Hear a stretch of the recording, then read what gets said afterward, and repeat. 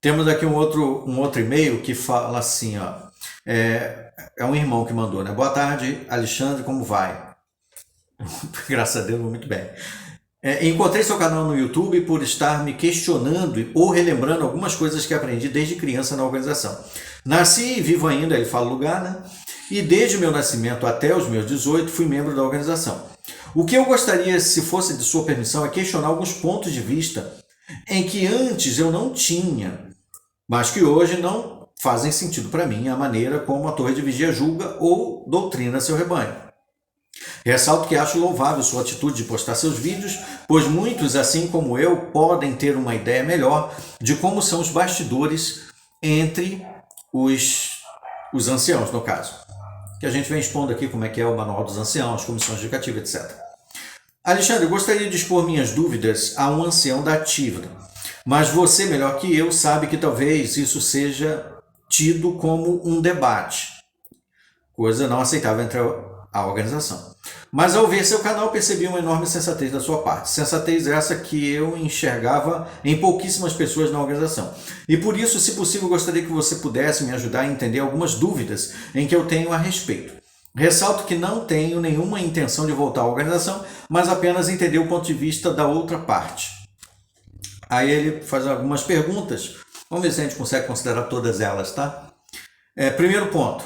Fui desassociado em 2013 por fornicação e até então entro de acordo com o texto em que os anciãos usam para tal situação, que é o texto de 1 Coríntios 5, versículo 11. Não sei se o seu caso é o que está lá no texto, né? O texto lá fala qualquer um que se diga irmão que seja fornicador, não alguém que praticou a fornicação, que cometeu um ato de fornicação e não vive fazendo isso, né? Mas é alguém que faz isso e ainda se diz irmão. É isso que diz o texto. Meu raciocínio, ele continua, né? Se eu cometo fornicação é porque não sou casado e, consequentemente, sou desassociado. Se eu me casar logo após ser desassociado, eu não estou mais vivendo em pecado. Pois bem, meu questionamento e minha dúvida é, ao contrário do embasamento do texto usado para desassociação, qual o texto usado como termômetro do arrependimento de um eventual membro para readmitir? Não tem.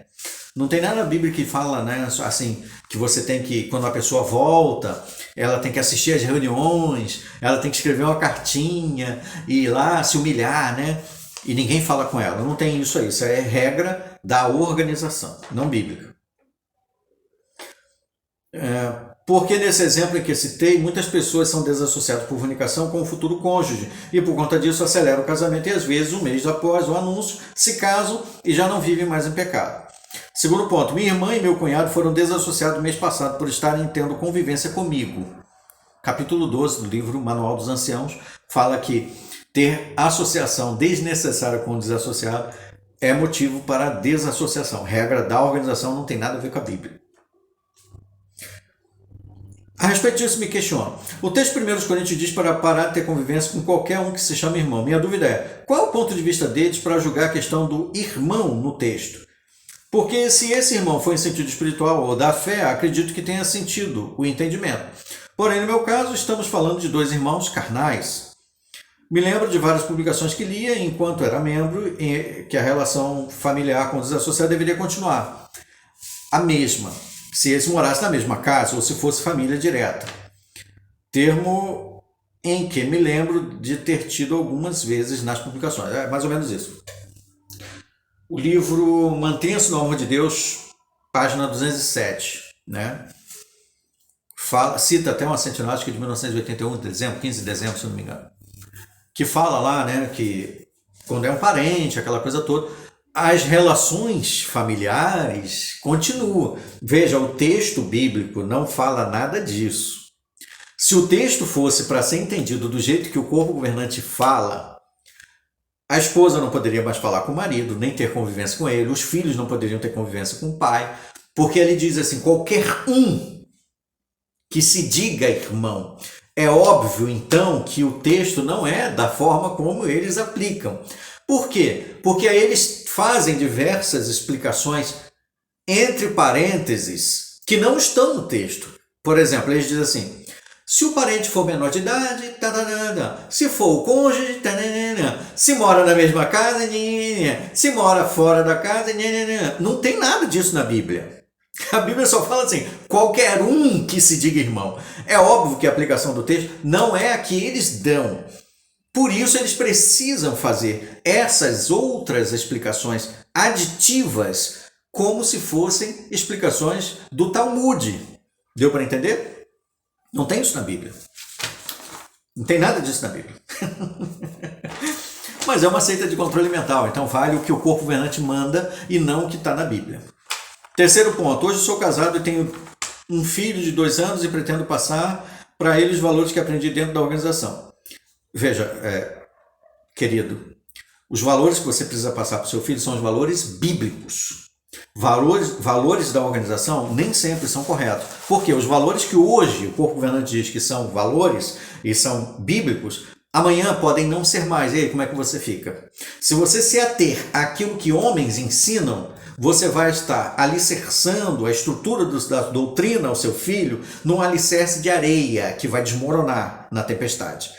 Você precisa alicerçar a sua doutrina ao seu filho num alicerce rochoso, firme, que é Cristo, conforme está na Bíblia.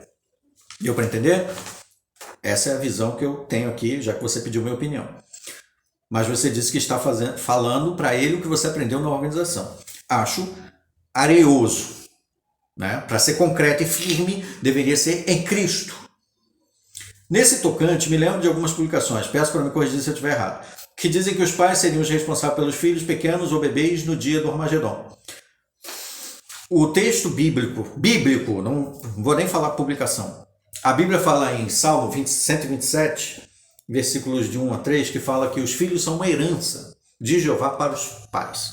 Nós, pais, temos a responsabilidade de educar o nosso filho segundo o caminho, está em Provérbios. Segundo o caminho que é para ele, porque mesmo que ele cresça, ele não vai se desviar dele. Colossenses capítulo 3 fala para os filhos serem obedientes aos pais. Efésios capítulo 6, de 1 a 4, fala para os filhos serem obedientes aos pais, para os pais inculcar nos filhos os caminhos de Jeová, ou seja, o ensinamento bíblico correto, que é aquele que conduz à vida, o ensinamento padrão de Cristo, que envolve amar ao próximo como a si mesmo, entendeu? Fazer as pessoas, a regra de ouro, Mateus 7,12, né? Tratar as pessoas como nós gostaríamos de ser tratados, com respeito, com empatia. Deu para entender? Os 2 mandamentos maiores, amar a Deus acima de qualquer outra coisa e amar ao próximo como a si mesmo, são os mandamentos principais por meio dos quais todas as outras normas bíblicas vêm ou se baseiam. Esses são os pilares do nosso ensinamento aos nossos filhos. Todo respeito, ética, moral, cívica, nós devemos ensinar aos nossos filhos, todos devem estar pautados nessa coluna dorsal. Amar a Deus acima de qualquer outra coisa e amar ao próximo como a si mesmo. Entendeu? Alexandre, agradeceria muito se me respondesse a essas dúvidas. Eu estou tentando responder assim de uma forma bem simplificada, tá, meu querido? E, se possível, algumas outras que ainda tenho, mas que podemos deixar para uma outra ocasião, se assim permitisse.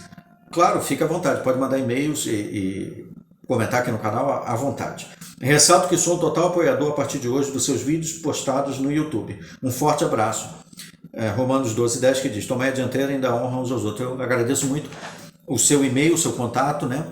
E fico muito feliz de poder interagir com você aqui, né? Responder o seu e-mail aqui ao público, inclusive, sem citar seu nome, já que você não sei se você autoriza ou não te perguntei também, né? Então, por via das dúvidas, eu preferi não citar seu nome. Mas agradeço muito, de coração, aí o seu contato, as suas perguntas, que foram bastante interessantes.